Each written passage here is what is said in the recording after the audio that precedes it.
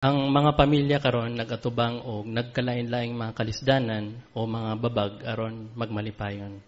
Pananglitan ana ang problema sa panglawas, problema sa sakit, problema sa ekonomiya, problema sa dili maayong komunikasyon sulod sa pamilya. Kana nga mga babag nakahimo sa hingpit nga kalipay sa pamilya nga daw imposible. Busa ang pangutana, posible ba ang hingpit nga kalipay sa pamilya? Ang Biblia naghiskot sa katuyuan ni Jehova nga ang yuta punon sa tawhanon nga hingpit malipayong pamilya. Mabasa nato kana nga tagna diya sa Henesis kapitulo 1 bersikulo 26 ngadto sa 28. Dinhi nagaingon, dayon ang Dios miingon, magbuhat tag tao sumala sa atong larawan nga kaamgid nato ug gamhan nato ang tibuok yuta apil ang mga isda sa dagat, ang nagalupad nga mga mananap sa kalangitan, ang anad nga mga hayop ug ang matag nagakamang nga mananap. Ug gibuhat sa Dios ang tao sumala sa iyang larawan. Sa larawan sa Dios iyang gibuhat siya, lalaki ug babae. Iyang gilalang sila. Unya ang Dios nagpanalangin kanila ug miingon, panganak mo o pagdaghan, puna ang yuta o gamhi kini. Gamisab ang mga isda sa dagat, ang nagalupad nga mga mananap sa kalangitan ug ang matag buhing linalang sa yuta. So dinhi, gisulti ni Jehova ang iyang katuyuan para sa mga tao. Human gilalang ni Jehova si Adan ug Eva. Iya silang gibutang sa nindot kaayo nga paraiso, ang tanaman sa Eden. Ug sumala sa atong ibasa nga teksto, gisugo sila ni Jehova nga mga anak, punon ang yuta ug himuong paraiso ang tibuok yuta. So kana ang katuyuan ni Jehova. So gusto po ni Jehova nga ang pamilya o mga tao magmalipayon ug mabuhi sila hangtod sa hangtod. So pagka makapalipay sa katuyuan ni Jehova para sa mga tao. Unya human gilalang pod ni Jehova sila Adan ug Eva, gimugna ni Jehova kining sistema sa pamilya. So wala maglalang si Jehova sa kining minilyon hingpit nga mga tao aron punon ang yuta. Iyang gilalang lang ang unang magtiayon si Adan ug Eva. So gihatagan ni Jehova og kahigayunan ang magtiayon nga punon nila ang yuta pinaagi sa ilang mga anak. Og ubos sa kining hingpit nga kahimtang anam-inam nila nga himuong paraiso ang tibuok yuta. So makita nato nga nindot kayo ang katuyuan ni Jehova o kining pribilehiyo nga gihatag niya kang Adan ug Eva. Matagamtam nila ang hingpit nga kalipay sa pamilya hangtod sa ilang mga kaliwatan. Pero unsay nahitabo? Ikasubo, ang maong hingpit nga kalipay sa pamilya wala nagpadayon. So temporaryong nabalda. Ang pagkabalda sa hingpit nga kalipay sa pamilya nagsugod sa dihang si Satanas may rebuilding adto sa Dios. Gusto ni Satanas nga siya ang simbahon sa mga tao, mao nga iyang giimpluwensyahan si Adan ug Eva nga mosupak pod sa Dios. Ug tungod niya na nagsulti si Satanas og bakak, iyang gipatuo si Eva nga adunay maayong butang nga gihikaw si Jehova ngadto kanila. Ug kun supakon nila si Jehova, si Satanas mingon nga daw magmalipayon ang mga tao. So ang resulta, si Adan ug Eva nadani sa bakak ni Satanas og misupak sila kang Jehova ingong soberano. Og ilang gisunod si Satanas. So ang resulta, nawala ang kahingpitan ni Adan ug ang Eva. Og ang resulta pod, nawala pod ang hingpit nga kalipay sa pamilya, napulihan sa kasakit, pag-antos. Busa ang kahimtang karon sa pamilya sa katibukan maoy kining baliktad kung unsay katuyuan ni Jehova. So imbis nga magkahiusa o kining magmalipayon ang pamilya karon sa katibukan nagkabahin-bahin. Busa klaro gyud nga ang pagbiya ni Eva o ni Adan sa unibersohanong pamilya ni Jehova may resulta gyud og grabing pag-antos o kasakit. Busa kay nabalda man ang kalipay sa pamilya. Ang pangutana, mahimo pa bang mabalik ni o mahimo pa bang mapasiguli? Ang tubag maoy oo. Makasiguro ta nga mapasiguli ang hingpit nga kalipay sa pamilya tungod kay dili tugutan ni Jehova nga pugnan sa mga magsusupak ang iyang orihinal nga katuyuan nga magmalapayon ang tawhanong pamilya hangtod sa hangtod. O uyon niya na si Jehova sa dihang human sa rebellion sa Eden, si Jehova naghatag dayon og kining paglaom ngadto sa mga tao. Ang tagna mabasa nato diya sa Henesis kapitulo 3 bersikulo 15. Dininagayngon, ug akong ibutang ang panag-away tali kanimo ug sa babae ug tali sa imong kaliwat ug sa iyang kaliwat. Dugbukon niya ang imong ulo ug samaran nimo siya sa tikod. So dinhi si Jehova nakigsulti kang Satanas. Gipakita ni Jehova ang iyang gugma ngadto sa mga tao pinagi sa pagtagana o kapasigulian o usab ang pagpahayag o pagkukom ngadto sa kang Satanas. Si Jehova nagsaad nga adunay binhi o kaliwat nga magdugmok sa halas nga mao si Satanas. O gipadayag ni Jehova sa ulahi nga kana nga binhi mao ang si Jesus ug ang ikaduhang bahin sa binhi mao ang kining dinihugang mga Kristohanon. So si Jesus ug ang dinihugang mga Kristohanon sila ang magmando sa gingharian sa Dios nga gamito ni Jehova sa paglaglag kang Satanas. O dili lang dugmokon o laglagon si Satanas, apil usab sa walaon ni Jesus, kining epekto sa sala ni Adan nga mao ang kamatayon. Ug mahitabo ka na pinagi sa halad lukat ni Jesus nga mahimong magpaposible sa mga tao, maunong ang mga tao nga makabaton og ginabuhing walay katapusan, hingpit nga malipayong pamilya sa walay katapusan.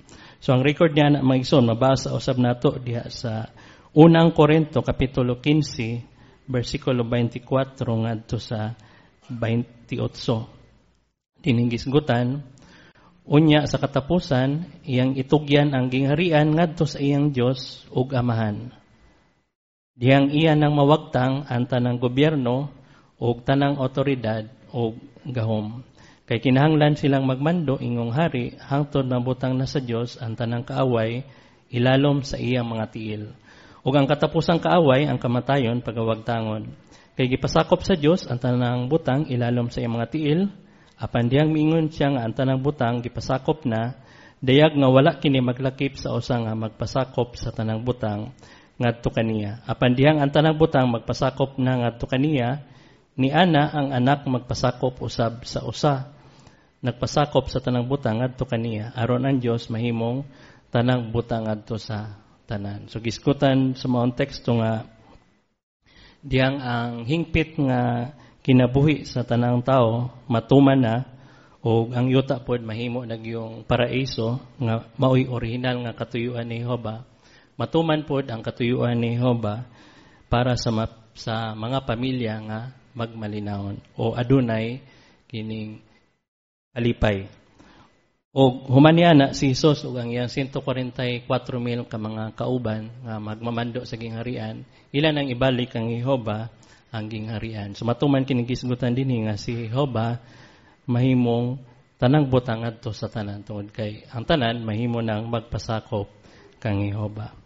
So makita nato dinhi maigsoon nga pagka makapalipay sa kaugmaon nga gihatag ni Jehova alang sa mga pamilya. Pero ang pangutana, makapalipay ang kaugmaon o samtang nagpaabotan niya na, posible ba nga ang pamilya karon magmalipayon bisan pa sa kining mga problema? Ang tubag, maoy, oo. Makapalipay tungod kay si Jehova naghatag og mahigog maong tagana aron nga ang mga pamilya magmalipayon. Ang tinuod, matag pamilya karon nagatubang gyud og kining daghang mga kalisdanan og kining makapastress nga mga problema. O bisan pa niya na, bisan pa sa mga problema, gusto gid ni Jehova nga magmalipayon ang matag usa diha sa pamilya. Si Jehova naghatag og mga sugo alang sa mga membro sa pamilya nga nagpasiugda sa papel nga gusto ni Jehova nga tumanon sa matag usa diha sa pamilya. Kay kung tumanon sa mga membro sa pamilya ang ilang papel, ang sangputanan maoy makapalipay gyud. Busang pangutana, Nganong kinahanglan nga maningkamot ang matag usa ilabi na diha sa pamilya nga ipadapat og sundon ang mga sugo ug mga sukdanan nga gihatag ni Jehova. Ang tubag mabasa nato diha sa Proverbio kapitulo 3 bersikulo 5 ug 6. Proverbio kapitulo 3 bersikulo 5 ug 6. Giskutan din salig kang Jehova sa bug-os nimong kasing-kasing ug ayaw salig sa kaugalingon nimong pagsabot. Sa tanan nimong dalan konsidera siya ug tol-iro niya ang imong mga agyanan. So gisgutan din sa maong teksto nga giawag ta nga mosalig kang Jehova. Busa sa dihang konsiderahon nato ang atong mga responsibilidad diha sa pamilya, diyang himuon nato na pananglitan bana, asawa o mga anak. So kini nga teksto mutabang kanato nga musalig kang Jehova. So dili ta musalig sa atong kaugalingon. So dili ta magsalig sa atong kaugalingong eksperyensya o kining mga katakos o tingali maghuna-una ta nga moderno naman ang panahon karon. So ingani na ang ginahimo sa uban, so ingani na ang uso o kung may labot sa pamatasan basin maghuna-huna ta tingali nga ingani naman gyud ang akong kinaiya o kining batasan, so lisod na magbago. So gipakita sa mga teksto nga imbis nga magkinaugalingon, so mosalig ta sa tabang ni Jehova. So kinahanglan nga ipakita nato, no, kung i-review nato kung unsay atong papel diya sa matag pamilya. Pangutanon nato atong kaugalingon, ang ako bang ginahimo mauy-uyon sa kabubuton ni Jehova o uyon sa gusto ni Jehova nga himuon sa matag membro diya sa pamilya. Pananglitan, gusto ni Jehova nga ang bana o asawa magmaunungon o magpakitag tinuod nga gugma o respeto sa usag-usa. So sa unsang paagi man na mahimo sa usa ka bana o usa ka asawa, unsang mga prinsipyo sa Biblia ang makatabang kanila. Basahon nato ang Efeso kapitulo 5 bersikulo 28 ngadto sa 32. Efeso kapitulo 5 28 ngadto sa 32. Sa samang pagi, angayng higugmaon sa mga bana ang ilang mga asawa sama sa ilang kaugalingong lawas. Siya nga nahigugma sa iyang asawa, nahigugma sa iyang kaugalingon. Kay wala gyud tawo nga nagdumot sa iyang lawas apan nagpakaon ug nagpangga niini sama sa ginahimo sa Kristo sa kongregasyon. Tungod kay kita mga parte sa iyang lawas. Tungod niini, ang lalaki mobiya sa iyang amahan ug inahan ug muipon sa iyang asawa ug silang duha mahimong usa ka unod. Importante kini nga sagradong tinago karon ako nagasulti bahin sa Kristo ug sa kongregasyon.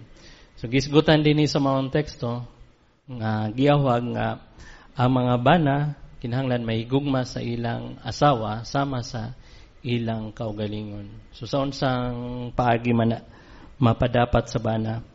Bueno, kung gigugma sa bana ang iyang kaugalingon, kinahanglan maningkamot ang bana nga ipadapat o ipakita po ng samang gugma ngadto sa iyang asawa. Kay gisgutan man sa maong teksto. So pangutana, unsang mga paagi nga makita nato nga gihigugma sa bana ang iyang kaugalingon. So daghang mga paagi pero mohisgot kita og kining duha sumala diha sa gisgutan sa bersikulo 29. Una, pakanon sa bana ang iyang kaugalingon. So natural kana pakanon gyud sa bana ang iyang kaugalingon. So kana uyon diha sa teksto nga gisgutan nga walay tawo nga nagadumot sa iyang lawas apan nagapakaon nini. So sa unsang pagi mapadapat ni sa bana. Siguroon sa bana nga matagan-an pod og pagkaon og ubang material ang ug panginahanglan ang iyang asawa. Og labaw sa tanan, siguroon sa bana nga matagan-an siya sa espiritual nga mga butang. Siguroon sa bana nga makabinipisyo ang iyang asawa sa espiritual pananglitan diya sa mga panagkatigom, mga assemblea, personal nga pagtuon o kining family worship. So kinahanglan ang bana mo'y manguna niya ng maong butang aron nga ang iyang pamilya makabinipisyo sa espiritual. Ikaduha, gipangga sa bana ang iyang kaugalingon. So uyon pud kana diya sa gisgutan sa mga teksto nga walay tao nga nagdumot sa iyang lawas apan nagpangga niini. So ang pagpangga pasabot nga pagkatratar sa buutan o mahigugmaong paagi, pag-apresyar o pagpabili. So kay gipangga man sa bana ang iyang kaugalingon kasi unsa may himuon sa bana. Siyempre kung kapuyon siya o kining masakit, mopahulay gyud siya o kining mo relax, no, or kining may magtambal aron nga maayo. So kana mo ay pagpangga sa iyang kaugalingon. So mapadapat po na sa bana siguroon pod nga makabenepisyo ang iyang asawa, no, kung ilabi na kon adunay mga problema, no, kinahanglan panggaon sa bana ang iyang asawa og palalumon ang iyang gugma. Kung may labot sa pagtratar, pagpabili, si Jesus ang pinakamaayong panig-ingnan para sa Kristohanong mga bana. So si Jesus nahigugma gyud siya sa mga tao nga iyang gihalad ang iyang kinabuhi bisan pa ang mga tao dili hingpit. Gani sa mga tinun-an ni Jesus, si Jesus kanunay nga nagpakita og konsiderasyon ngadto sa iyang mga tinun-an. Pananglitan, gikonsiderar niya sa dihang ang iyang mga tinun-an mibati og kahuyangan o kining pisikal nga kining kakapoy. Pananglitan gikan sa ilang taas-taas nga panaw, iyang giagda iyang mga tinun-an nga pangadto kamo nga kamo ra sa usa ka mingaw nga dapit ug pahulay makadyot. So i-considerar ni Jesus ang kakapoy sa iyang mga tinun-an. Ug lahing higayon sa gabi before sa kamatayon ni Jesus, si Jesus nag-agda sa iyang mga tinun-an nga magampo og dili matulog. Pero sa nahitabo katulo ka higayon nga naabtan ni Jesus sa iyang mga tinun-an nga nakatulog. So niadtong higayuna wala na suko si Jesus, gipadapat niya kining konsiderasyon o kaluoy ngadto sa iyang mga tinun-an. So sa susama, masundog po sa mga bana ang mayong panig-ingnan ni Jesus. Nung ilabi na kun ang asawa kining dili kayo mo gawi, ilabi na usahay mulihok sila sa kining dili maalamong paagi o mulihok sila nga adunay kining kakulangan. So kinahanglan ipakita sa bana ang maong konsiderasyon. Ipakita niya nga gihigugman niya pinagi sa pagtratar kaniya sa malumo nga paagi. So makita kana diha sa sinultihan o sa kining binuhatan. So kinahanglan nga ipakita kana sa bana. Ug maningkamot sa bana nga mapalipay ang iyang asawa, dili ipamugos kung unsa iyang gusto o unsa iyang desisyon. Hinoon iyang i-explain niya ang iyang desisyon ug maminaw pod siya sa suggestion sa iyang asawa. So kana nga mga papel mao'y gihatag sa bana. So kung himuon kana sa bana, kana makatabang aron nga magmalipayon ang pamilya. So kumusta ang asawa? So basahon po nato ang Efeso kapitulo 5 versikulo 22 ngadto sa 25. Efeso 5 versikulo 22 ngadto sa 25 dinhi nagaingon, ang mga asawa kinahanglan magpasakop sa ilang bana sama sa ilang pagpasakop sa Ginoo, tungod kay ang bana mao'y ulo sa iyang asawa sama nga ang Kristo mao'y ulo sa kongregasyon. Kay siya ang manluluwas niini nga lawas. Sa pagkatinuod sa mga kongregasyon nagpasakop sa Kristo, ang mga asawa angay usab nga magpasakop sa ilang bana sa tanang butang. Sa mga bana padayong higugma ang inyong mga asawa sa mga ang Kristo nahigugma sa kongregasyon o naghatag sa iyang kaugalingon alang niini. So makita nato dinhi sa mga teksto nga gipasiog na ni Apostol Pablo nga ang pagkamapinasakupon o kining pagtahod. So ang usa ka asawa gipainumduman nga magpasakop sa iyang bana sama nga ang kongregasyon nagpasakop kang Kristo. So kini nahiuyon sa kahikayan ni Jehova. Tungod kay ang tanang buhing butang diha sa langit man o sa yuta adunay ginapasakupan. Bisan si Jesus nagpasakop siya kang Jehova. Busa gidasig ang mga asawa nga higugmaon ug tahoron ang inyong bana tungod kay kana mao'y pagpakita og pagpasakop. Diha sulod sa panimalay ang bana ug asawa mao gyud kasagaran ang muhimo og mga desisyon. So silang duha magtinabangay. Pero kumusta kung tingali ang asawa dili o yun sa desisyon sa iyang bana o dili siya na siya laing kining suggestion sa unsang paagi mapakita sa bana kining pagpasakop o pagkamatiнаhoron. So pwede nga isulti ang iyang huna-huna sa kalmado o matinahoron nga paagi. So pwede niyang isulti ang iyang kining suggestion. Pero kinahanglan ilhon niya ang responsibilidad sa pagdesisyon gihatag ni Jehova ngadto sa mga bana. So kung unsa man ang desisyon, kinahanglan ipakita sa asawa nga iya ka nagisuportahan. O kana nga mga papel nga gihatag ni Jehova, so kini atong gihisgutan, makatabang gyud nga magmalipayon ang pamilya. So malikayan ang panag-away sulod sa pamilya o mapakita, matuman nila ang gusto ni Jehova nga magigugmaay na ipagtahod sa usag-usa o magpadapat sa mga prinsipyo sa Biblia. So mao kanay gusto ni Jehova nga himuon sa matag usa diha sa panimalay ilabi na sa bana o asawa. So karon kumusta ngadto sa mga anak? Unsa man puy sugo ni Jehova nga kinahanglan himuon sa mga anak? Isgutan nato kining Efeso kapitulo 6 bersikulo 1 ngadto sa 3. Efeso 6 bersikulo 1 ngadto sa 3. So gisgutan din mga anak, magmasinugtanon mo sa imong ginikanan, sumala sa kabubuton sa Dios kay kini matarong. Pasidunggi ang imong amahan o ang imong inahan, mauni ang unang sugo nga may saad aron magmauswagon ka o mabuhig dugay sa yuta. So gisgutan din sa mga teksto adunay duha pod nga gihatag nga kinahanglan sundon ilabi na sa mga anak. Kinahanglan magmasinugtanon o kining magpasidungog sa ilang mga ginikanan. So kani nga tekstong imagine nga si Jehova mismo ang nagsulti ilabi na sa mga anak nga sundon ang inyong maginikanan. So nganong giawhag man ni Jehova nga kining sundon sa mga anak ang ilang ginikanan. Kana tungod kay ang ilang pagsunod sa ilang maginikanan nagpasabot na nga ila pong gisunod ang gusto ni Jehova o ang kabubuton ni Jehova. Tungod kay ang mga ginikanan mas daghan sila og kasinatian, mas daghan sila og eksperyensya, mao nga gihatag kanila ni Jehova ang responsibilidad sa pagtambag o pagpahimangno sa ilang mga anak. Gisigutan po sa mga teksto kining pagpakita o pasidungog ngadto sa mga ginikanan. So sa unsang paagi man pod mahimo kini sa mga anak.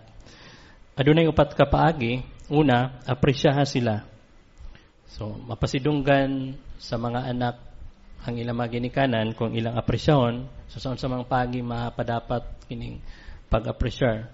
Usa ka example kanang pasalamatan sila sa ilang mga damuhat. So kana mao'y pagpakita sa apresasyon. Ikaduha kining pagsunod pod sa mga sugo sa mga ginikanan. So paghatag po nag apresasyon ngadto kanila. Ikaduha magpasakop sa otoridad. Tungod kay sila man ang gihatagan ni Jehova og otoridad, so ang mga ginikanan adunay otoridad diha sa pamilya. Ikatulo, tahoron sila. So kining pagtahod sagad naglangkit kini sa diha sa paagi sa atong pagsulti o diha pod kun unsay atong ginasulti ilabi na ngadto sa atong mga ginikanan. Usahay malisdan ang mga anak sa kining pagpasidungog sa ilang mga anak sa ilang mga ginikanan, pero giawhag ta diri nga pasidunggan gyapon ang mga ginikanan pinagi sa matinahurong pulong o buhat. O ang Biblia nagpasidaan kanato nga seryosong sala kun imuhang sultihan og sakit ang imong mga ginikanan. Base kana diya sa Mateo kapitulo 15 bersikulo 4. Ikaupat, ayaw sila pasagdi. So dihang matigulang na ang mga ginikanan, so usahay na sila yung mga panginahanglan, tingali praktikal. So aron nga mapasidunggan sa mga anak, kinahanglan nga dili pasagdan sa mga anak ang ilang mga ginikanan. So mapasidunggan na nila pinagi sa paghatag og praktikal nga mga panginahanglan. Ug usa ka maayong example ana, walay lain mao si Jesus. So gihimo kana ni Jesus, sa diyang hapit nang mamatay si Jesus, iyang gihangyo si Juan, no, si Apostol Juan nga atimanon ang iyang inahan nga si Maria. So kana pagpakita nga gipanigurog yun ni Jesus nga naay makatagana sa physical o spiritual sa panginahanglan sa iyang inahan nga si Maria. Usa mapadapat usab kana sa mga anak ang pagpakita pasidungog ngadto sa ilang mga ginikanan. So kung himuon ni sa mga anak kining duha nga atong naisgutan karon, magmasinugtanon o magpakita og pasidungog, diha sa bersikulo 3 si Jehova adunay saad. Gisgutan diha nga magmauswagon ang imong kinabuhi. So pasabot nga ang mga anak magmalipayon gayod, makabaton sila og kining mayong relasyon kang Jehova sa karon, og sa umabot makabaton sila og kining kinabuhing walay katapusan. So usa ka maayong kaugmaon kung atong sundon ang mga prinsipyo sa Biblia. Busa aron matabangan ang mga anak ang panig-ingnan sa mga ginikanan sa pagpakita gugma maoy gikinahanglan. Kay ang mga anak mosundog ra pod sa kun unsay ginahimo sa mga ginikanan. So kinahanglan makita sa mga anak nga gihigugma gyud sa mga ginikanan si Jehova.